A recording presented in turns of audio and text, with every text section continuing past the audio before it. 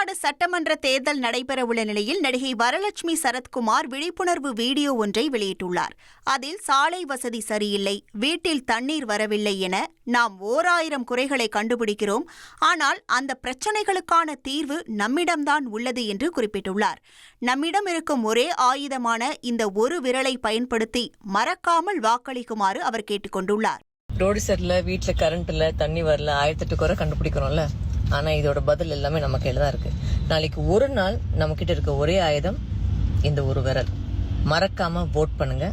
அதுக்கப்புறம் 5 வருஷத்துக்கு யாருமே எந்த கேள்வியும் கேட்காதீங்க, ஏன்னா யாருமே பதிலும் சொல்ல மாட்டாங்க. So make use of your power.